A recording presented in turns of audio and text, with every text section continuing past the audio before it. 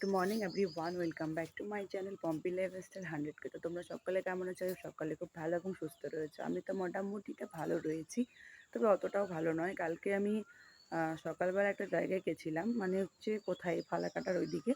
তো তারপরে হচ্ছে ফোনটা ঠিক করার কথা, মানে ফোনটা দেখালাম যে এই ফোন আর ঠিক হবে না, নতুন ফোন কিনতে হবে। এই ফোনটা পুরোটাই গেছে, সামনের দিকে ক্যামেরা করে একটুখানি তোমাদেরকে দেখিয়ে দিলাম। তো ফোন কেনার মতন ক্ষমতা নেই, তো পিছনের ক্যামেরা দিয়ে ভিডিও করে করে তোমাদের সঙ্গে শেয়ার করছি। জানি না কতটা পারবো কি পারবো না, এই কারণে কিছুদিন থেকে ভিডিও দিতে পারছি না ক্যামেরার কারণে। নতুন মানে ভিডিও করতে না পারলে কী করে ভিডিও শেয়ার করব। তো চলো, ছোটোদের অনেকটা ভালোবাসা, বড়দের প্রণাম জানিয়ে শুরু করছি আজকের দিনটি। তোমরা আজকের ব্লগটা দেখো, তাহলে অনেক কিছুই বুঝতে পারবে, অনেক কিছুই বলবো। তো চলো দেখতে থাকো। তো যেগুলো রয়েছে বাসি কাজ, সেগুলো তো প্রথমত করতে হবে। প্রথমত হচ্ছে সবার ফার্স্ট কাপড়টা ছাড়তে হবে, বাসি কাপড়টা। তো সেটা ছেড়ে ফেলেছি। আর তার সাথে হচ্ছে এবার সমস্ত রকম কাপড়গুলোকে শুকাতে দেবো। আকাশটা একটু মেঘলা মেঘলা ভালোই ওয়েদারটা করছে, জানি না রৌদ্র হবে কি না, তবে বৃষ্টির সম্ভাবনা বেশি। আর অনেক রয়েছে থালা বাসন, রাতের বেরিয়েছে। রাতে আর মেয়ের জন্য পরিষ্কার করা হয় না, কারণ মেয়ে আস্তে আস্তে বড় হচ্ছে, কেমন জানি একটা হয়ে যাচ্ছে, মানে সব কিছু বুঝতে শিখছে আর কি। তো ওর পাপাকেও লাগে, আমাকেও লাগে, এরকম একটা ব্যাপার। তোমাদের সঙ্গে অবশ্যই শেয়ার করবো ওর দৃশ্যগুলো। তো সেই নিয়ে না আর মানে রাতের বেলা এত কিছু কাজ গুছিয়ে রাখাটা মানে হয়ে ওঠে না।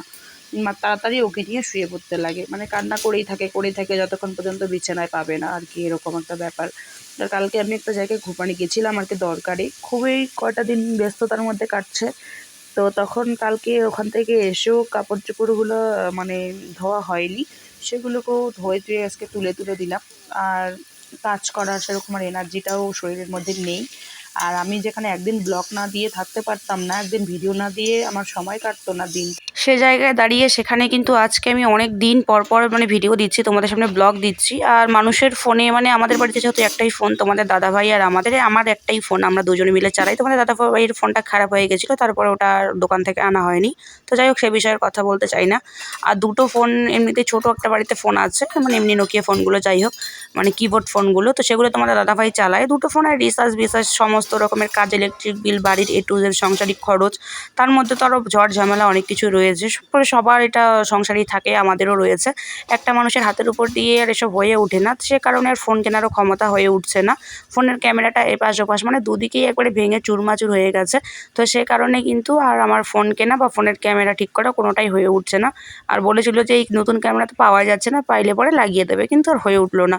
তো দোকানে গেছিলাম, বললো যে এই ফোন আর ঠিক হবে না, তোমাদের নতুন ফোন কিনতে হবে। মনটা প্রচণ্ড লেভেলের ভেঙে গেল। তারপরে দোকান থেকে বাড়িতে আসার পর ভাবছিলাম ভিডিও কিছু দেবো না। তারপরে একটা ভাগনা, ননদের ছেলে, তো ফোন কিনেছে। তো বললাম, বাবু আমাকে 10-15 মিনিটের কিছু ভিডিও করে দিস, মানে ভিডিও ক্লিপ করে দিস। ও মানে ওর তার একটা শর্ত রয়েছে, ওকে আবার কিন্তু কি বলে রিচার্জ মানে মেরে দিতে হবে, নেট প্যাকটা আর কি। যাই হোক, তো রাজি হয়েছিলাম। কোনোরকমভাবে ভিডিওগুলো করছি, করার পরে ওর কাছ থেকে ভিডিওগুলো নিচ্ছিলাম, তারপরে আবার এডিট করছি, আবার দিচ্ছি। এমনিও তো সংসারের A to Z কাজকর্ম, ছাগল গরু হাঁস মুরগি বাচ্চা কাচ্চা তো রয়েইছে। তার ক্ষেত্রে হচ্ছে আমি পুঁইশাক লাগিয়েছি, লঙ্কা লাগিয়েছি, তারপরে গেরা লাগিয়েছি, তার মধ্যে হচ্ছে মানে এগুলো খাওয়ার ডিন্ডের শাকসবজি, করলা লাগিয়েছি। তো আমি পুরো এই যে চাষবাস করা জমিগুলো দেখছো, ওগুলোতে প্রথমত আমি সার ছিটাচ্ছিলাম। এখানে কিন্তু অনেক কিছু, মানে নাম বলতে পারছি না, অনেক কিছু সার মেশানো রয়েছে এই প্লাস্টিকটার ভিতরে। তো টোটালি কিন্তু এখানে হচ্ছে 5,000-6,000 টাকার সার মেশানো হয়েছে। তো এই সারগুলো প্রথমত আমি দেবো, মানে জমিতে দিচ্ছি। তারপরে গর্ত খুঁড়ে লঙ্কার চারা দিচ্ছি। আর ও দিদিকে আজকে নিয়ে 2 দিন থেকে আমি একা একা করছিলাম। তারপরে আজকে একটু বেশি মাত্রায় মানে রোদটাও হয়েছে, ছায়া পড়েছে বিকেলবেলা একটুখানি। তো বললাম যে আজকেই লাগাতে হবে লঙ্কার গাছগুলো। তো দিদিকে একটুখানি আনলাম ডেকে, তাই বললাম যে পান সুপারিটা খাইয়ে দেবো, তো চলো একটুখানি আমাকে হেল্প করে দাও। তো তারপরে দিদি আসলো, মানে আমার ননদ। তারপরে দুজন মিলে আমি সার দিচ্ছিলাম, চারা দিচ্ছিলাম, গর্ত করে দিচ্ছিলাম। দিদি লঙ্কার চারাগুলো গাড়া আমাকে অনেকটাই হেল্প করেছে, এই ছায়াটা পুরোটাই। তো যাই হোক, একে একে সমস্ত রকমের কাজবাজগুলো করছি। আর তোমাদের দাদাভাইয়ের শরীর প্রচণ্ড খারাপ, আগের তুলনায় আরও বেশি খারাপ হয়েছে। তো সে কারণে তোমাদের দাদাভাইকে কোনো কিছু চাপ দিচ্ছি না, আর ওকে কোনো কিছু কাজের জন্যও কোনো চাপ দেওয়া হচ্ছে না। বেলা দেখে কিন্তু অনেকটা হয়েছে, মানে আমি সারাদিনে কতবার যে চান করছি, কতবার যে কাপড় পাল্টাচ্ছি, কতবার যে আবার কাজে নেমে পড়ছি, সেটা আমার নিজেরও মানে ধারণার বাইরে। তার মেন উদ্দেশ্য হচ্ছে কী বলো তো, মনে করো তোমাদের দাদাভাই তো মানে মেয়েকে নিয়ে ঘরেই রয়েছে, মানে বাড়িতেই রয়েছে, বাড়ির কাজকর্মগুলো করছে। আর আমাকে না মানে মেয়েকে খাওয়াতে হচ্ছে, বিছানায় উঠিয়ে ঘুম পাড়াতে হচ্ছে, এই কারণে কাপড়গুলো চেঞ্জ করতে হয় 2 ঘন্টা 3 ঘন্টা পর পর। আর বিভিন্ন রকমের সার টার দিচ্ছিলাম। তারপরে খাওয়ার হলো, খাওয়ার টাওয়ার হওয়ার পরে বাবার জন্য খাবার রেডি করলাম, তোমাদের দাদাভাইকে দিলাম, আমি খাওয়া দাওয়া করে নিলাম। করে নেওয়ার পরে বিকালের মানে একটুখানি পরে আর কি, রোদটা দেখো কতটা রয়েছে। তারপরে বাড়িতে এসে চান টান করলাম, চান করার পরে যেহেতু সার দিয়েছিলাম আর বেটিকে ধরতে হয়, তো এ কারণেই হচ্ছে। যাই হোক, আমি রাজবংশী ভাষাও তোমাদের সঙ্গে কথা একটুখানি বলছি, তোমরাও শুনে মানে বলবে কেমন লাগে আমার ভাষাগুলো বা আমার কথাগুলো। তো তারপরে দিকে আমার একটা গরু, ওহো তোমাদের তো বলাই হয়নি, আমার যে বড় গরুটা ছিল সেটা কিন্তু আমি বিক্রি করে দিয়েছি। সংসারের এতটাই অভাব অনটন চলছে যার কারণে আমি গরু বিক্রি করে দিয়েছিলাম। তো যাই হোক, এই ছাগলগুলোকে এখন ছায়ায় রাখবো, গরুকে ছায়ায় নিয়ে যাব, তার সাথে গরু ছাগলকে এখন জল দেবো। খাবার তো দিয়েই দিয়েছিলাম। আর এই ঘরটা বাকি রইল, এই ঘরের কথা, এই ঘরটা আমরা কিছুদিন পর কমপ্লিট করব, কারণ এই ঘরটা হয়তো খুঁটিগুলো আবার তুলতেও হবে, এরকম সময়ও হতে পারে। তারপর তোমাদের দাদাভাইকে বললাম যে আমি মেয়েকে ঘুম পাড়াচ্ছি, তার সঙ্গে একটু চা করেছিলাম, তোমাদের দাদাভাই এখন আর চা খাচ্ছে না। তাই বললাম চাটা আমি একটুখানি খেয়ে নেই, তুমি মোটরের পাইপ দিয়ে বালতি দিয়ে হালকা হালকা করে লঙ্কার গাছগুলোতে মানে জল দিয়ে দাও, আর আমি চাটা খাওয়ার পরে তারপরে আবার যাচ্ছি। তো এই বলে আমি মেয়েকে ঘুম পাড়ালাম, ঘুম পাড়ানোর পরে একটুখানি চা করে বসেছি, আর ভাবছিলাম যে জীবনে মানে সংসারটা কী ছিল আর কী হয়ে গেল, জীবনটা কীরকম ছিল আর এখন কি হয়ে গেল, জানি না ভবিষ্যতে কি হবে। প্রথমত আমি বাচ্চা ছিলাম, তারপরে কারো মেয়ে, তারপরে কারো বোন বা দিদি, তারপরে কারো বেস্ট ফ্রেন্ডও ছিলাম, আর এখন হয়ে গেলাম হচ্ছে একটা বাড়ির বউ, তার সঙ্গে একটা মানে মা, একজন মা আর কি। তো যাই হোক, জীবন একটা হচ্ছে বই, মানে গল্পের বইয়ের মতন একটা বই, যার অধ্যায় পেজ মানে একটার পর একটা, একটার পর একটা চ্যাপ্টার পেজটা উল্টাতে হবে, এবং জীবন এভাবেই চলবে প্রতিনিয়ত, প্রতিদিন, প্রতিটা ক্ষণে, প্রতিটা মুহূর্তে। তো এটাই হচ্ছে জীবন, তাই না? এভাবেই মেনে নিয়েছি নিজেকে। তো তার মধ্যে হচ্ছে সংসারের A to Z সবার ভালো মন্দ দায়িত্ব, সবার সব কিছু আমি যেহেতু দায়িত্ব নিয়েছি বাড়ির বউ হিসাবে, আর আমার হাতেই সবটা ডিফেন্স করে, তার থেকে তো আর বাড়িতে কেউ নেই। আর তোমাদের দাদাভাইয়েরও কিন্তু আমার উপরে নির্ভরশীল, মানে বলতে গেলে আর কি। যাই হোক, তো এদিকে হচ্ছে মানে চারিদিকে জল টল দেওয়া হয়ে গেছে লঙ্কার গাছে, পুরোপুরি তোমাদের দাদাভাইয়ে জল দিয়েছে, মিথ্যা কথা বলবো না। আর এই ক্ষেতটাতে হচ্ছে আমরা পটল লাগিয়েছি, তবে পটলে এই যে দেখো পাটকড়িগুলো লাগিয়েছি এখানে এখানে, যেখানে যেখানে পটলের গাছ হয়েছে সেখানে সেখানে।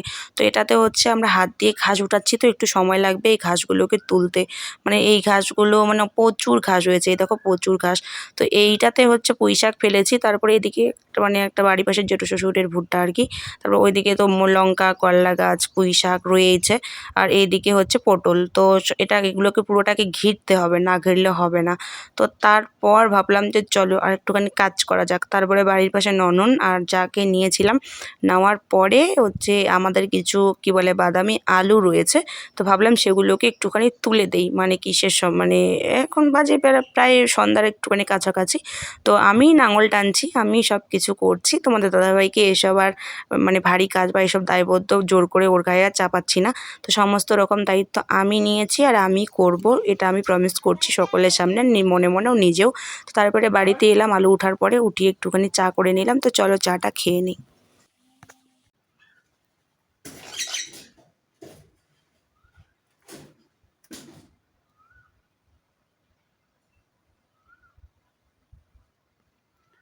তো জানি না কি থেকে কি হয়ে গেল, সবটাই কেমন জানি উলট পালট হয়ে গেল। উলট পালট বলতে বিভিন্ন রকমের মানে টেনশন, জ্বালা, অশান্তি, ঝুট ঝামেলা, এত কিছু মাথার মধ্যে সহ্য হচ্ছে না, উল্টাপাল্টা ডিসিশনও মাঝখানে নিয়ে নিচ্ছি।